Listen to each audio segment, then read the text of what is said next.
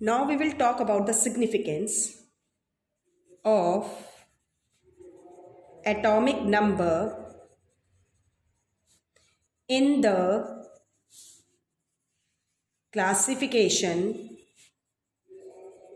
of elements is that being equal to the number of electrons in atom, it helps in arranging the elements according to their electronic configuration.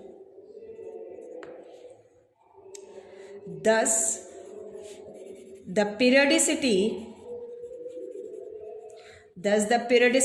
in the properties of elements is related to the periodicity in their electronic configuration in the modern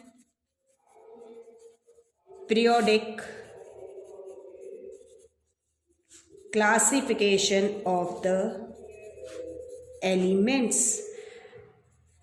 जो significance है atomic number का, जो यानी importance जो है कि atomic elements की classification के लिए जो एटॉमिक नंबर को चूज किया गया, उसकी सिग्निफिकेंस ये है कि जो एटॉमिक नंबर होता है वो आपका नंबर ऑफ इलेक्ट्रॉन्स के बराबर होता है एटम में, और इससे हम एलिमेंट्स को पीरियोडिक टेबल में अरेंज कर पाए हैं according to their electronic configuration.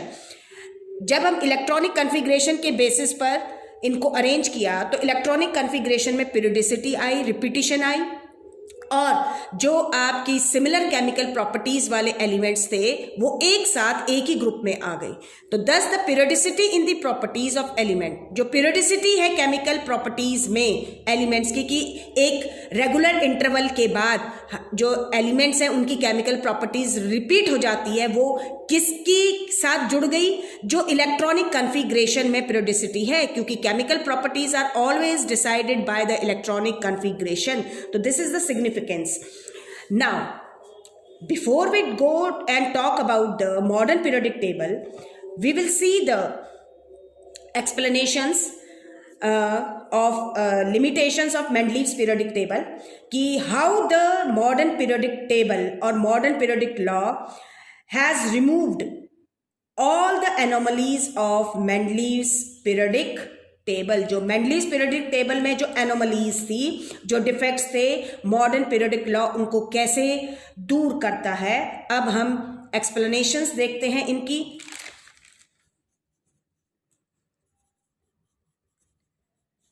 Explanation of the limitations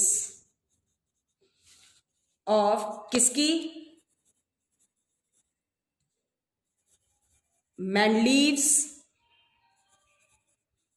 periodic table की. अब हमें क्या पता है कि मॉडर्न पीरियोडिक टेबल के अंदर एलिमेंट्स जो हैं they are arranged in increasing order of their atomic number, और ये जो पीरियोडिक टेबल है it has removed all the anomalies. कि हमने जो ये टेबल बनाया, मॉडर्न पीरियोडिक टेबल जो बना, इसमें जब एलिमेंट्स को increasing order of atomic number में प्लेस किया गया तो जो सारे के सारे डिफेक्ट्स थे वो अपने आप ही दूर हो गए. तो सबसे पहले हम लेते हैं explanation for the position of isotopes when the elements when the elements are arranged in the order of increasing atomic number, then the isotopes got the same position, that is, isotopes of an element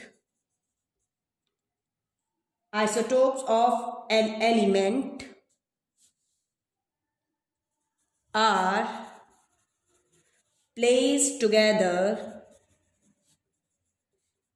in the same groups as all the isotopes of an element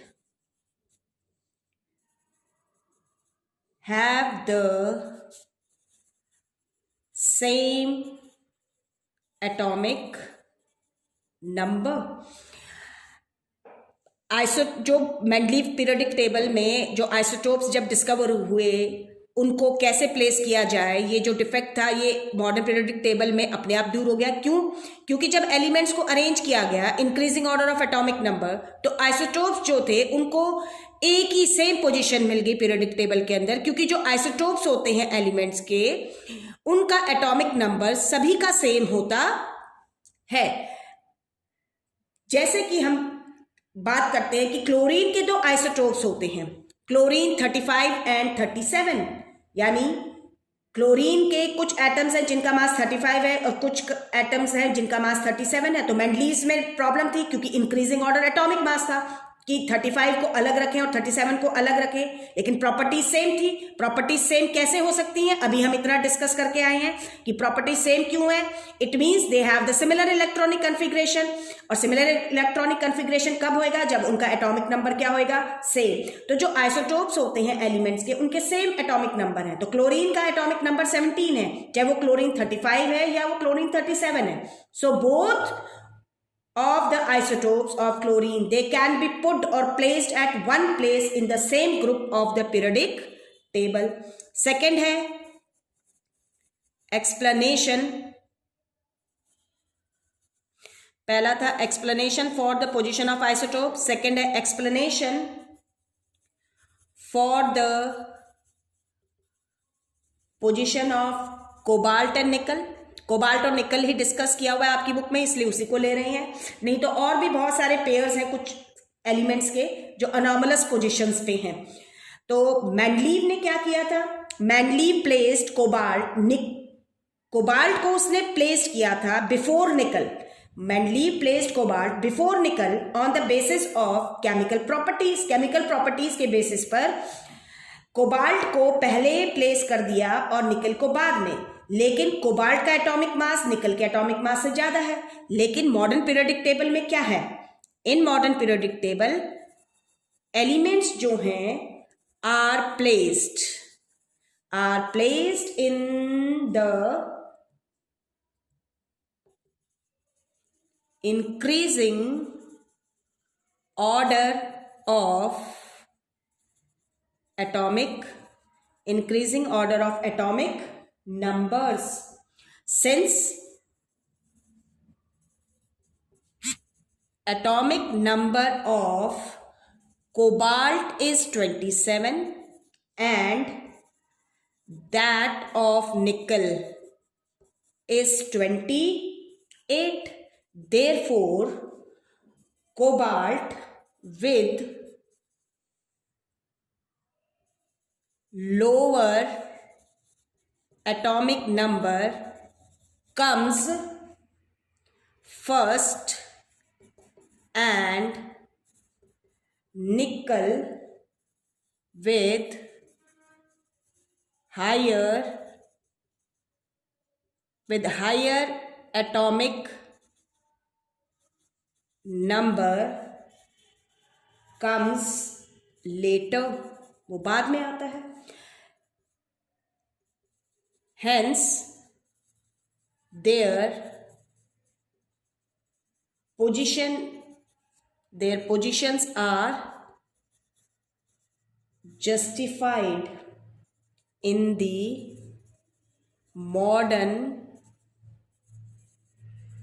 periodic table। Justify हो गई। Mendeleev इसको justify नहीं कर पा रहा था, लेकिन उसने ऑर्डर जो रखा था सिमिलर केमिकल प्रॉपर्टीज के हिसाब से वो ठीक था। तो ऑलरेडी कोबाल्ट का एटॉमिक नंबर जो है वो 27 है, कम है, निकल का 28 है, तो कोबाल्ट पहले ही आएगा और निकल बाद में, चाहे कोबाल्ट का एटॉमिक मास ज्यादा हो किससे, निकल से। ठीक है, नेक्स्ट हम देखते हैं uncertainty. Uncertainty in prediction of new elements. कोई सर्टेनिटी नहीं थी कि दो मेंडलीव के टाइम पर कि भाई जो एलिमेंट्स नोन हैं, जितने एलिमेंट्स नोन हैं, ठीक है, उसने आइडेंटिफाई कर लिया था कि कुछ जो अनडिस्कवर्ड एलिमेंट्स हैं डिस्कवर्ड होंगे, लेकिन अनसर्टेनिटी थी कि किन्हीं भी दो एलिमेंट्स के बीच में कितने एलिमेंट्स और डिस्कवर्ड होंगे, ये नहीं था। क्यों? क्योंकि एटॉमिक मास जो है मेंडलीव के पीरियोडिक टेबल में जो एलिमेंट्स अरेंज थे वो increasing order of atomic masses थे। और एटॉमिक मास जो होता है क्योंकि एटॉमिक मास जो है it does not increase in a regular manner in going from one element to the next. इसीलिए क्या था, in Mendeleev's periodic table it was not possible to predict as to how many new elements could be discovered between the two known elements, कि कितने हम discover कर सकते हैं new elements. लेकिन इस लिमिटेशन को किसने दूर किया? This limitation has been removed by the modern periodic table. Modern periodic table ने इसको रिमूव कर दिया। कैसे? Because in modern periodic table atomic number, modern periodic table में क्या है, atomic number increases by, in modern periodic table atomic number increases by 1 in going from one element to the next, and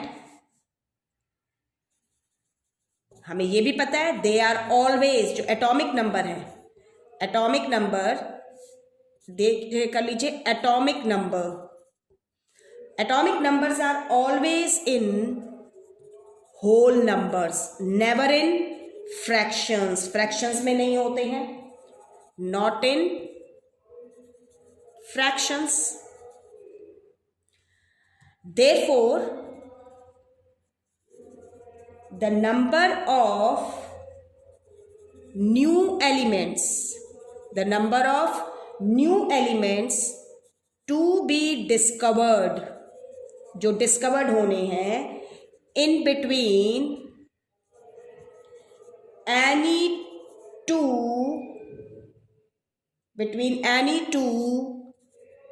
known elements is equal to the difference in their atomic numbers।